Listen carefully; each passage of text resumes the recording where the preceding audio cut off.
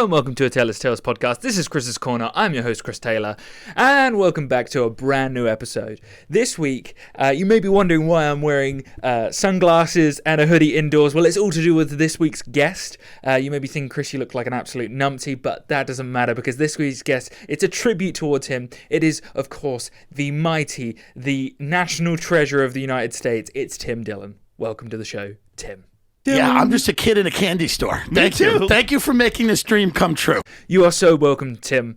This is what this show's all about, bringing in the sugar. This is my Make-A-Wish. I can die happy. Wow. And just like any Make-A-Wish wish, this podcast will bring you something beautiful, but it won't be around for long, sadly. Tim, speaking of child-related topics, Jeffrey Epstein's side bitches on your t-shirt there. What's that all about? Free Lane shirt because I believe all women. As you should, Tim, as you should. No woman ever lies. But the only woman to ever tell the truth happens to be a man.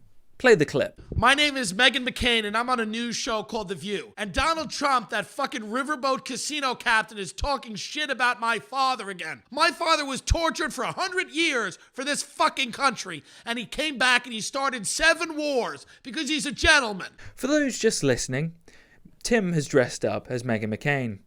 Seeing as you've told the truth as a woman, what's your opinion on lying as a man? Being honest with you would be insane. Am I insane? Are you insane? Maybe, maybe not. I'll never tell. Honesty is not the best policy. No one says that. You know who says that? School teachers. Because they talk to children all day. Because they have childlike minds.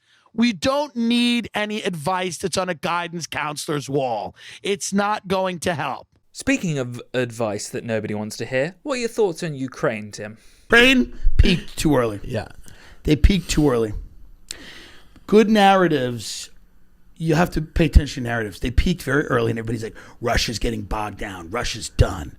Russia's not going to be able to do it. Now all of us, whether we admit it or not, we're all rooting a little bit for Russia because Ukraine just got too much of a pop early on, and that's not the way the movie, like to Zelensky and look at this, and we're in the beginning we're like, yeah, Ukraine, but we're like, but that didn't build.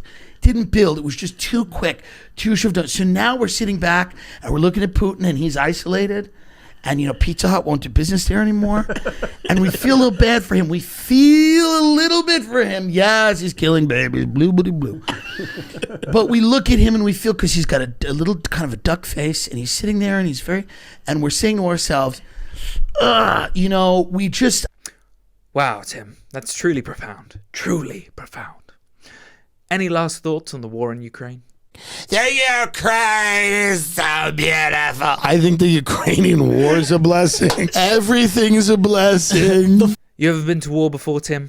I'm in a high-octane war with a few desert lesbians. There's 2 desert dykes that are gunning for me. So you were part of Operation Desert Dykes. How did that happen? Quote-unquote threaten to burn their house down. Well, after that hot story, it's time to cool down with an ad break from our special sponsor this week, Cannibal's favorite cereal, Magic Spoon. Take it away, Tim. Before Magic Spoon cereal, I was a cannibal. I've never even told you this. I didn't know that. I used to eat people.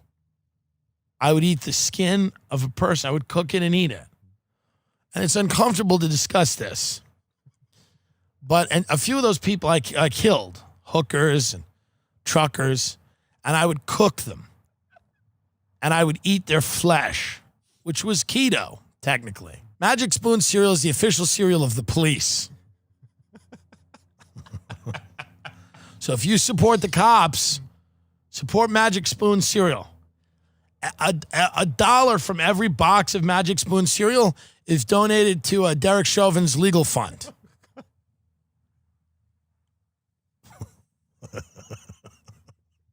Sometimes I do it just so we get the call.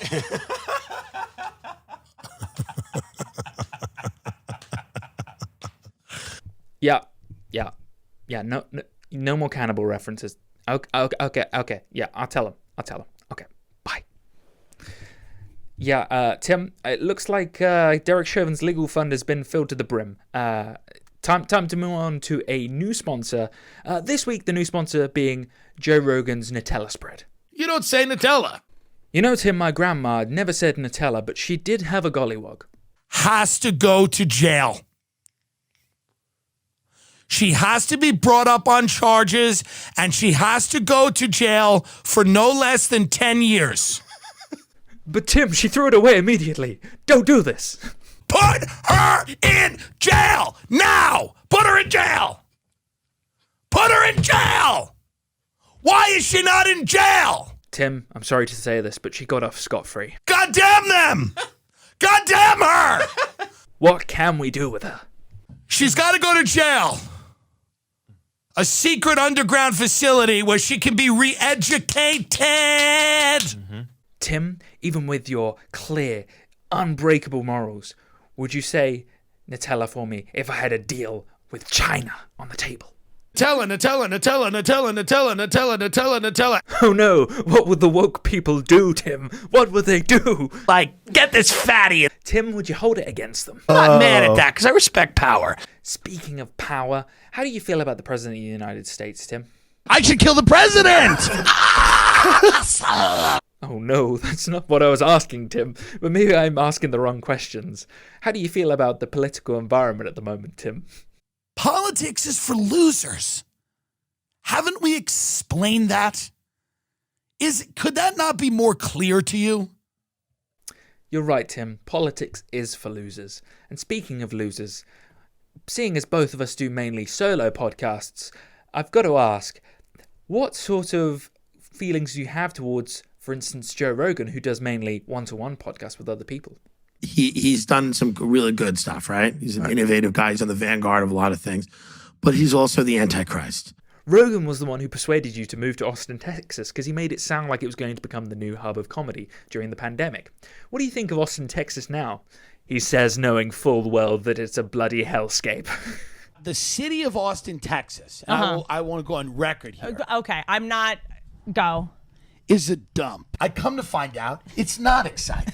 It's actually much worse, and it's a horrible city without a soul. It's a soulless city that should be burned to the ground, and everyone that lives here should be summarily executed or forced to be in a North Korean-style labor camp where they get skinnier and skinnier until they simply disappear, and no one will remember them because no one here can even make a fucking documentary about this dump.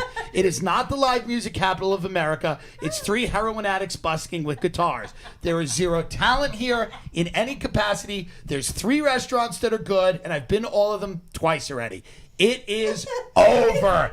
Tech demons will come in and do what they did to San Fran. They'll colonize the outside of Austin, and they'll invent chips to shove up your ass.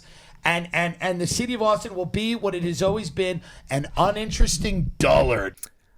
Nothing really tickles the cockles of my heart more than hearing Austin, Texas described as a dump. It really gets to me, just as much as the comparison between Austin, Texas and Reading, my hometown, also a dump. So, after finishing your little rant there, Tim, is there any last wondering words of hope that you would like to give to the listeners of this podcast?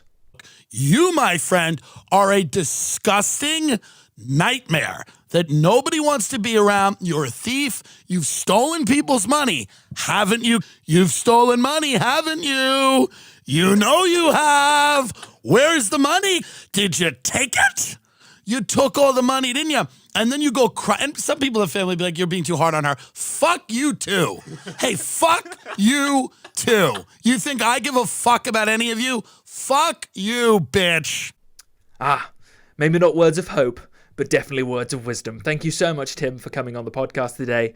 I hope that those listeners have truly enjoyed the comedic genius that is Tim Dillon and the compilation/edit that I've put together here. As always, I love putting these together. They are the hardest to put together, but the most rewarding. So for those still here at the end of this podcast, I really hope, if you're listening, I'm sorry that you haven't really got the main sort of juice out of the podcast, because the video version of this podcast probably gives you a little bit more visual vibes to come with it, but also at the same time, it's hilarity coming from Tim Dillon. So thank you very much for listening. This has been a Taylor's Tales podcast. This has been Chris's Corner. I'm your host, Chris Taylor. And as always, I hope to see you this time next week. Bye now. I said, Kelly, we got one.